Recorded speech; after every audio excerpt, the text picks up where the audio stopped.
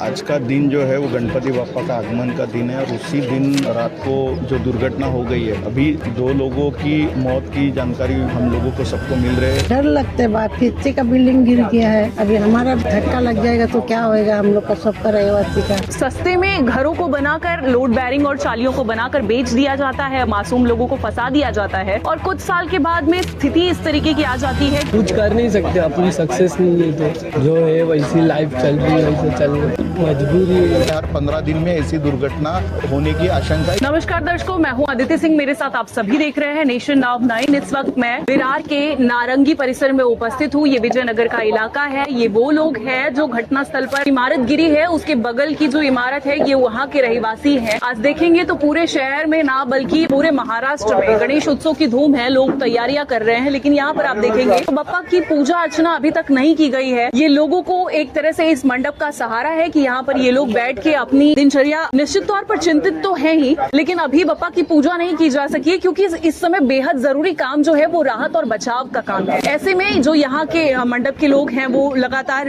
राहत और बचाव का काम कर रहे हैं। हम यहाँ के स्थानीय लोगों से बातचीत करना चाहेंगे, उनसे बात करने की कोशिश करेंगे। मैम, क्या कहेंगी, जिस तरीके से बिल्डिंग गिरी, आपका घर बिल्कुल बगल में ही था और पूरी धमक जो है वो आपने महसूस की है, तो क्या स्थिति थी? क्या मैडम, मैं तो फिलहाल सोई थी, रात को जॉब से आई थी, पता नहीं पर डर बहुत लगा। बस आवाज आई जब तो बहुत जोर से आप अभी भी भावुक हो जा रही हैं बोलते हुए। मैं खुद डर गई थी, बहुत डरी थी। कितने साल पहले आप लोगों ने ये घर लिया था?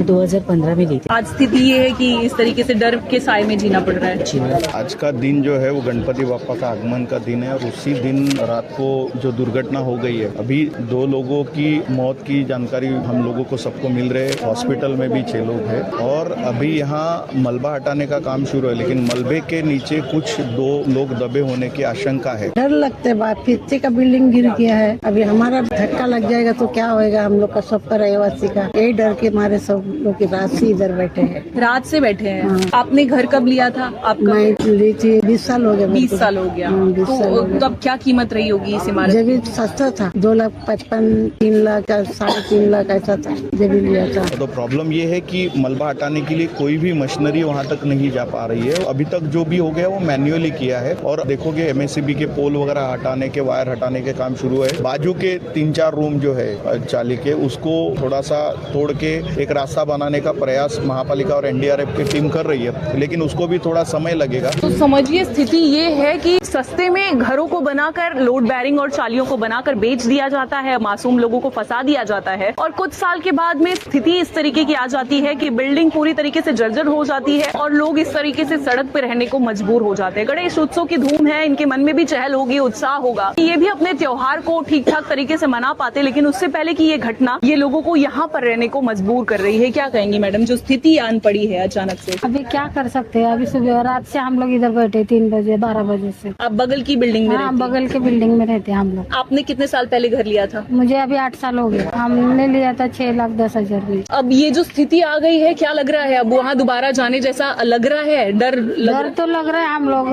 क्योंकि रात से हम लोग इधर ही बैठे हैं बाहर। रात को 12 बजे हो गया ना, तभी से बाहर ही हम लोग। तो वो जो बिल्डिंग गिरी, आपकी जो इमारत है वो बिल्कुल सटी हुई थी। हाँ। तो उसकी धमक जो है वो वाइब्रेशन वो आप लोगों ने महसूस किया। इसके लिए तो सब लोग बाहर निकल गए, सब लोग को निकाला बाहर उधर से बिल्डिंग से। अभी महानगर पालिका की ओर से आप लोगों को कुछ कहा गया है? अभी कुछ काम नहीं, कुछ नहीं कहा गया है। जो आशंका है कि लोग उसके नीचे दबे हुए हैं, हम गणेश जी से प्रार्थना करते हैं वो सुरक्षित रहे और कुछ लोग अगर वहाँ से निकल गए हैं कल रात को ही तो वो बहुत अच्छा होगा। 2 लोगों को जान गंवानी पड़ी और लोगों की जान इसमें नहीं जाए, ऐसी भगवान से प्रार्थना करते हैं। क्या कहेंगे भैया, ये आप लोगों को महानगर पालिका की ओर से अभी तक कुछ कहा गया है? कुछ तो बताया नहीं गया अभी तक, मजबूरी है, क्या कर सकते हैं, कुछ कर नहीं सकते, अपनी सक्सेस नहीं है तो जो है वैसी लाइफ चल रही है, वैसे चलना जरूरी है। अभी वो हुआ है, अभी क्या होएगा आगे वो बीएमसी का नोटिस आएगा, उसके बाद मालूम। आप लोगों की मांग क्या है? आपकी सोसाइटी की ओर से एक यूथ है आप, तो आप क्या मांग करना चाहेंगे? प्रशासन से क्या गुहार लगाना चाहेंगे? क्या भी हो, क्या बताते हैं तो अभी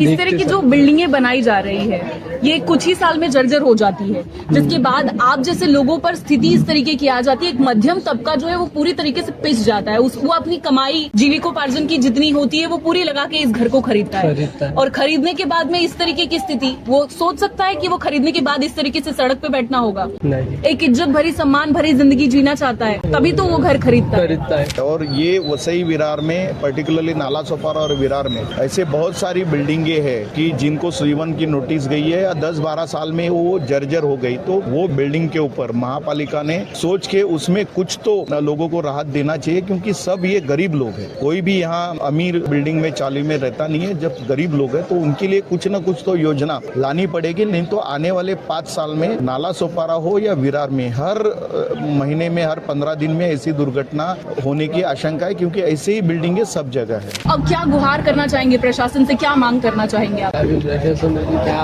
ऑब्जेक्शन उठाते हैं इसके ऊपर? अभी ये लोग बिल्कुल बात करने के मूड में नहीं है, निश्चित तौर पर दुखी हैं और कई तरह के सवाल हैं, कई तरह के विचार हैं जो इनके दिमाग में आ रहे होंगे। इस तरह की परिस्थिति है वसई विरार में। अब जीवन कीड़े मकोड़ों की तरह हो गया है, एक इंसानी जीवन की अब कोई कीमत नहीं बची है। इस तरीके से चालियां बिल्डिंग बिल्कुल सटी हुई उभार दी जाती है। जो मजबूर लोग होते हैं वो आकर यहाँ पर रहते हैं क्योंकि सस्ते में घर मिलता है, उनकी जो कैपेसिटी होती है उसके मुताबिक उन्हें घर मिल जाता है, वो लोग यहाँ पर खरीदते हैं और आते हैं। फिर अचानक से इस तरह की स्थिति आन पड़ती है। अब इस पर प्रशासन क्या कुछ करता है, शासन क्या कुछ करता है, इन्हें किस तरीके से राहत पहुंचाता है, ये सब कुछ देखना होगा। लेकिन अभी ये लोग बेहद डरे और सहमे हुए हैं।